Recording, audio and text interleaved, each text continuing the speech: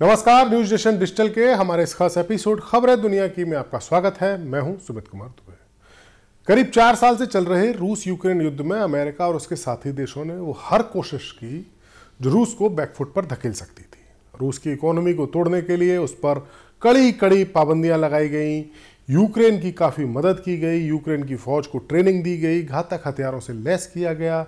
Ukraine के president Zelensky को दुनिया भर में एक सिंपैथी दिलाने के लिए वेस्टर्न मीडिया ने उन्हें एक हीरो की तरह पेश किया जो रूस से टक्कर ले रहा है। लेकिन जान माल और इमेज के भारी नुकसान के बावजूद पुतिन जंग के दौरान मैदान में टिके रहे। और अब जब अमेरिकी प्रेसिडेंट ट्रंप शांति की बात कर रहे हैं और अपना प्लान पेश कर रहे हैं तो पुतिन अपनी शर्तें साफ कर चुके हैं। पुतिन को यूक्रेन की वो जमीन भी चाहिए जो जंग में अभी तक वो जीत नहीं सके, तभी पुतिन जंग रोकेंगे। 3 साल से ज्यादा वक्त तक चले इस खूनी युद्ध में लाखों जिंदगियां बर्बाद हो चुकी हैं, रूस की तोपें गरज रही हैं, यूक्रेन के शहर धूल में मिल रहे हैं। लेकिन अचानक एक उम्मीद जरूर जगी है, वो है अमेरिका की नई शांति योजना। लेकिन ये उम्मीद कितनी नाजुक है ये आपको बताते हैं। पुतिन ने साफ साफ कह दिया है कि अगर यूक्रेन ने अपना इलाका नहीं छोड़ा तो हम हथियारों से उस इलाके को हासिल कर लेंगे, यानी युद्ध नहीं रोकेंगे। यूक्रेन के प्रेसिडेंट ज़ेलेंस्की चुपचाप सुन रहे हैं, उनकी सेना थक चुकी है, मदद की राहें अब सूख रही हैं। अमेरिकी प्रेसिडेंट ट्रंप बीच में आए हैं, सख्त लहजे में उन्होंने डील को तैयार किया है। यूरोपीय देश हैरान है क्योंकि ट्रंप उन्हें भी बातचीत से बाहर रख रहे हैं। ये वो देश हैं जो हमेशा अमेरिका के साथ रहे हैं, Britain, France, Germany, Italy, Spain आदि आदि। ये कहानी पुतिन की जीत की लग रही है। वो मैदान पर मजबूत हैं, अपनी शर्तों पर अड़े हैं। ज़ेलेंस्की मजबूर हैं, लड़ाई जारी रखें या झुकें। फरवरी 2022 में जब रूस ने यूक्रेन पर हमला बोला था तो पुतिन कहते थे कि यह हमारे घर का मामला है, नेटो का विस्तार नहीं होना चाहिए। यूक्रेन ने कहा था हम आज़ाद हैं, अपनी राह चुनेंगे। यूक्रेन नेटो में शामिल होना चाहता था। शुरुआत में यूक्रेन ने काफ़ी बहादुरी दिखाई, पश्चिमी हथियारों से यानी अमेरिका और उसके साथी देशों से मिले हथियारों से रूस का रास्ता रोका। लेकिन वक्त बीता, हालात पलट गए। आज रूस यूक्रेन का 19% इलाका कब्जा कर चुका है, करीब 1,15,000 वर्ग किलोमीटर। इनमें क्रीमिया भी शामिल है जो 2014 में रूस ने छीन लिया था। ईस्टर्न डोनबास के इलाके, दोनेत्स्क और लुहांस्क के ज़्यादातर हिस्से रूस के पास है। रशियन आर्मी ने 2025 में थोड़ा थोड़ा आगे बढ़ते हुए पोक्रोवस्क और जापोरोजिया जैसे शहरों पर भी दबाव डाला है। यूक्रेन की सेना में सैनिकों की कमी हो गई है, ड्रोन और तोपों से रोजाना नुकसान हो रहा है। रशिया के तेल और गैस के राजस्व पर भी अमेरिकी पाबंदियों से दबाव है। भारत जैसे मुल्क पर भी कहा जा रहा है कि दबाव डाला गया है कि वो रशिया से तेल ना खरीदे। लेकिन रशिया में लगातार मिलिट्री की भर्ती हो रही है। यूक्रेन को पश्चिम से मदद तो मिल रही थी, लेकिन अब ट्रंप सरकार ने कटौती की बातें करना शुरू कर दिया है। युद्ध 1375 दिन तक हो चुका है, लाखों लोग मर चुके हैं, करोड़ों लोग बेघर हो चुके हैं। अब शांति की बातें तेज हो रही हैं। लेकिन पुतिन इतने आश्वस्त क्यों हैं? इस तरह की शर्तें क्यों लगा रहे हैं? ऐसी भाषा क्यों बोल रहे हैं? क्यों? क्योंकि मैदान पर वो जीतते हुए नजर आ रहे हैं। पिछले हफ्ते 20 नवंबर को अमेरिका ने एक 28 सूत्रीय शांति योजना बनाई थी जो लीक हुई। ये योजना ट्रंप के विशेष दूत स्टीव विटकॉफ ने बनाई थी। इसमें यूक्रेन को डोनबास के वो इलाके जो अभी तक रूस के कब्जे में नहीं आए हैं उनको भी छोड़ने की बात कही गई थी। नाटो में न शामिल होने का वादा यूक्रेन को करना पड़ता है इस योजना के तहत, और उसकी फौज की सीमा 6 लाख तक रख दी जाती। 6 लाख से ज़्यादा फौजी यूक्रेन नहीं रख पाता। और रूस को बदले में क्या देना पड़ता? सिर्फ एक वचन कि वो यूक्रेन पर हमला नहीं करेगा।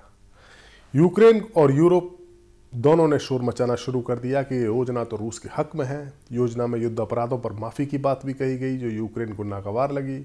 ट्रंप ने कहा कि ये तो शुरुआत है, लेकिन जल्द ही बदलाव आए। जिनेवा में 23 नवंबर को अमेरिका और यूक्रेन की एक बैठक हुई। योजना को थोड़ा छोटा करके 19 सूत्री बना दिया गया। यूक्रेन की सीमा, सैनिकों की सीमा 8 लाख तक बढ़ा दी गई। डोनबास इलाके छोड़ने की बात हटा दी गई। नाटो का फैसला भी खुला रखा गया। बफर जोन बनाने, कैदियों के आदान प्रदान, अमेरिकी सुरक्षा गारंटी, यूक्रेन को मिलने वाली सुरक्षा गारंटी और डैनेप्रो नदी से अनाज निर्यात की राहत इसमें जोड़ी गई। क्षमा योजना को पीड़ितों के लिए ही सीमित किया गया। ज़ेलेंस्की ने कहा कि हम जिनेवा के बिंदुओं को शांति और सुरक्षा में बदलेंगे। ये योजना का ड्राफ्ट मॉस्को भेज दिया गया और पुतिन ने तुरंत प्रतिक्रिया भी दे दी। 27 नवंबर को किर्गिस्तान के बिश्केक में CSTO शिखर सम्मेलन के दौरान पुतिन ने कह दिया कि ये योजना भविष्य के समझौते की बुनियाद तो बन सकती है। अमेरिका हमारी बात मान रहा है, लेकिन शर्तें कठोर हैं। यूक्रेन के फौजियों को डोनेट्स्क और लुहांस्क से पीछे हटना होगा। वे इलाके रूस के हैं, अगर नहीं हटे तो हम हथियारों के दम पर उन्हें छीन लेंगे। पुतिन ने यूरोप को भी ललकारा और कहा कि हम कभी यूरोप पर हमला नहीं करेंगे, लिखित गारंटी दे सकते हैं। ये अफवाहें बकवास है। लेकिन यूरोपीय नेता हंसते हैं। 2022 से पहले भी वे यही कहते थे कि हम हमला करेंगे, लेकिन हमने हमला नहीं किया।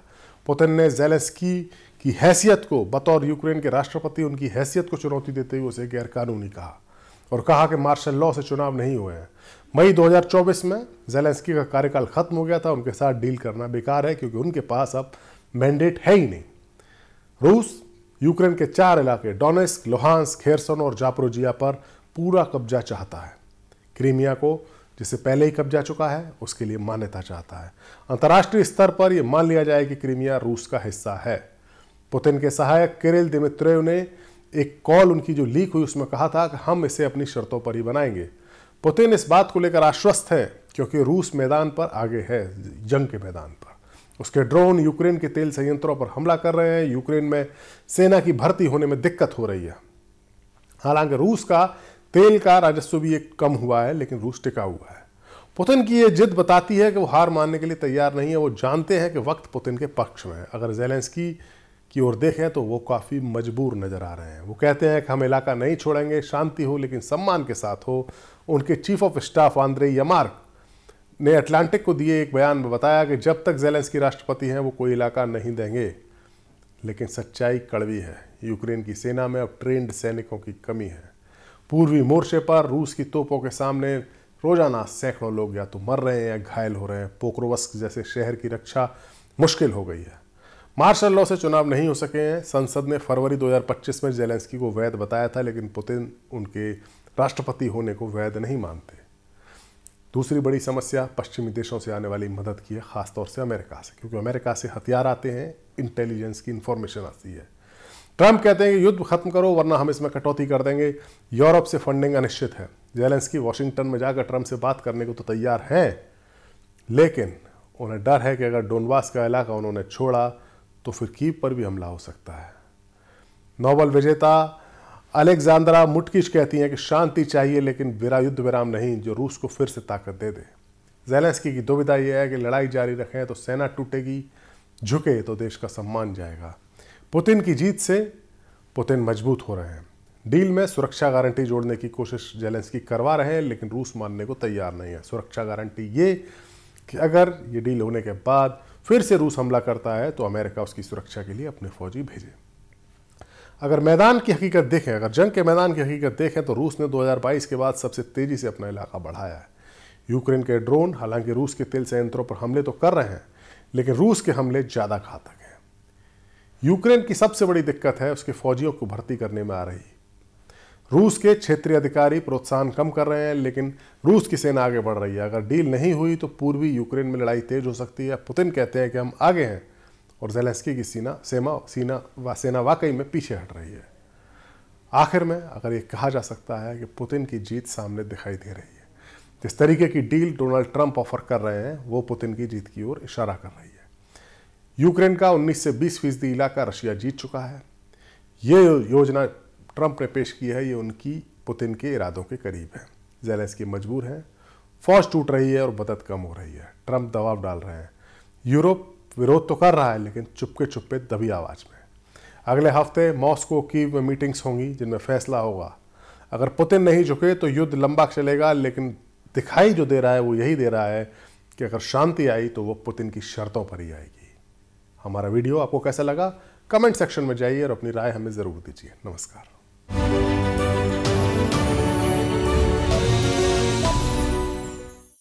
जहाँ भक्ति है हर शब्द में, कथाओं में छुपे हैं दिव्य रहस्य और ज्योतिष देता है जीवन को दिशा। धर्म से जुड़ी हर बातों को जानने के लिए हमारे चैनल स्तुति को सब्सक्राइब करें। चैनल पर जाने के लिए इस लिंक पर क्लिक करें।